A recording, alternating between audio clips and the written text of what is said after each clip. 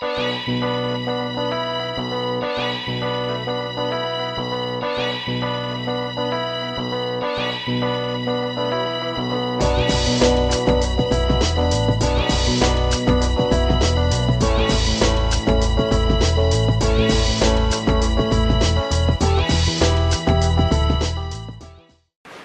morning, O'Brien. My name is Owen Locke. And I'm Don Alcantara, and welcome to this week's segment of Obtv. Hopefully everyone has enjoyed the start of the new school year and their classes. But Danelle, personally, I like my classes and my after-school activities, especially soccer.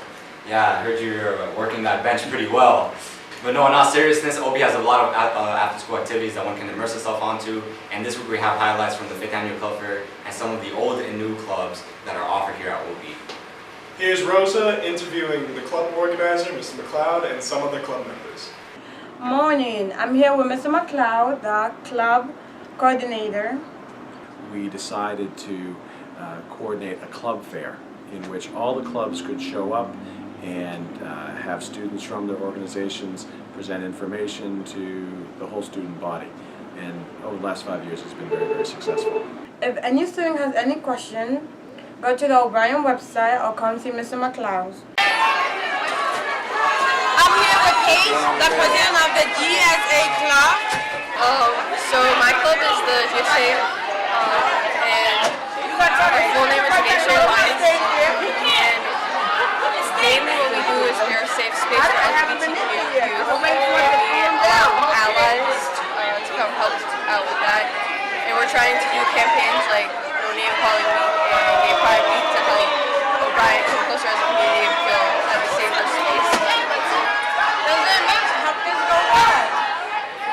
I'm here with Samaya from the No Name Club.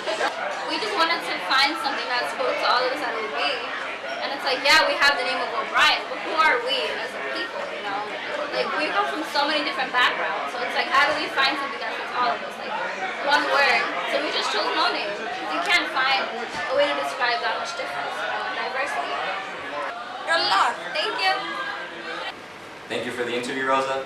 We would like to encourage students to participate in as many after-school activities as possible.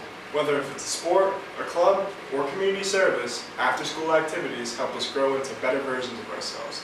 It also looks very good for college applications and resumes. Wow, and I didn't know Obtv has so many clubs to join. There's a lot of activities happening this year. They get better and better every year. On another note, Obtv would like to continue introducing the OB community to some of our new faculty. This week, Nicole Carrasco will be interviewing the new middle school math teacher, Miss Lincoln. Hi, I'm here with one of the new middle school teachers. Would you mind introducing yourself? Sure. Hi, O'Brien. My name is Miss Latham, and I am an 8th grade Algebra 1 teacher here at the school. Yes, I have taught for 16 years. This is my 16th year teaching. I started teaching at the Galvin Middle School, which used to be located in South Boston, and I was there for 7 years. Ms. Latham, do you have one odd or unusual thing about you? Is that I have never in my life had a cup of coffee. Never? I've never had a cup of coffee. Wow, that's surprising for a teacher. Well, thank you, Ms. Latham, and welcome to OB. Thank you. I'm happy to be here. Thank you for that informative interview, Nicole, and OB would like to welcome Ms. Layton to the family. The middle school just got a great addition, and I'm sure she'll push them to do their best. Teachers are not only the source of support that students have here at OB, the library is also one of the most valuable sources that the students use, whether if it's for printing, essay writing, or just getting a cool glass of water. There are, however, some important procedures that must be followed when visiting the school library. Here is Rashid Acker interviewing the librarian, Ms. Icord, to explain correct protocol when visiting the library. Good morning, OBTV. I'm Rashid Acker, and I'm here with Jane Icord, OB librarian. Now, there's a lot of new students coming into our school, so my first question to you is, what is the availability of the library? So the library opens super early, 6:45 a.m. We're also open until 4 p.m., so a couple hours after school. That's also a time for students to borrow books, to connect with others, and sort of work on projects, that kind of thing. We ask that students be really cautious and pay attention to which printer they're printing to, because often we find a paper or two of someone's on a printer that they didn't really anticipate printing to. So we're really looking to be environmentally conscious. So we just ask students to sort of keep an eye on that, and always ask for help if we can help you out. We really ask that students not bring food. Already we've had a couple of instances where the computer keypad has gotten a little sticky. Thank you for your time. So good to see you. It's good to see you too. Have a great year. Look forward to seeing you in the library. Look forward to seeing you too. Thank you, Rashid, and thank you, Ms. Eichler, for being a valuable OB resource. Our final segment this week is this week's OB 360. Here is Dalia Elamin and her insights on the current events. Good morning, OB. My name is Dalia Elamin, and this week's OB 360 is on the hurricane season and the earthquake in Mexico. As you have heard and seen, the Caribbean islands, Mexico, and states in the south have been dealing with the consequences that came from the natural disasters. The Caribbean islands and states in the south have been hit with powerful hurricanes that led to floods. States like Texas and Louisiana and Florida were met with inches and inches of rainfall, leading to floods. And in Texas, it was reported that at least 60 people have been confirmed dead. Islands like Puerto Rico, Dominica, and the U.S. Virgin Islands have been devastated with Category 4 hurricanes. Puerto Rico and Dominica were met with ferocious winds that wiped out homes and electrical grids. Hurricane Maria has killed 10 people in Puerto Rico and 15 people in Dominica as of September 21st. These islands are trying to recover after Hurricane Irma had knocked out 70% of the electricity.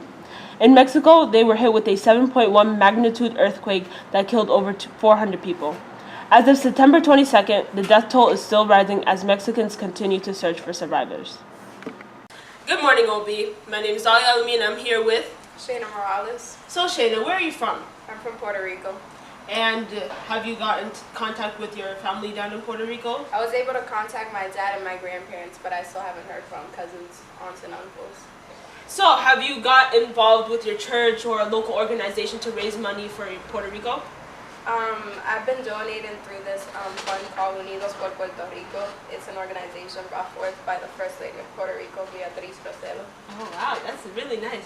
Well, thank you, Shayna. Okay, OB, I'm here today with Adam, and he has family down in Florida. So we're just gonna ask him how his family is. So Adam, did you get in contact with any family down in Florida?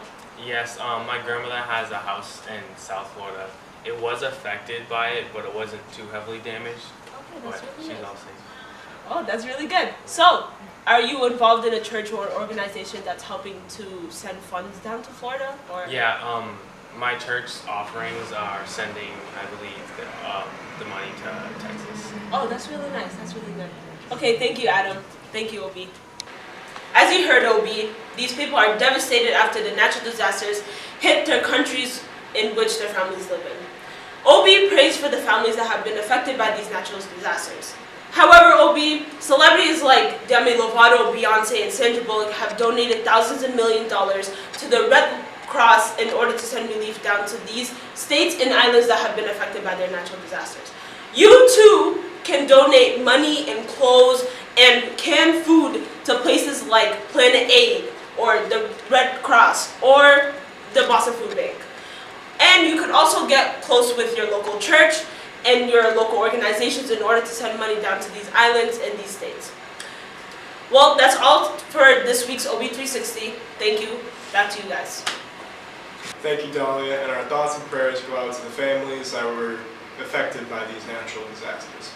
That's it for this week's show, OB. Hope you have a great weekend. I'm Dylan Alcantara. And I'm Owen Locke. We are the best. We are Bryant. See you next week.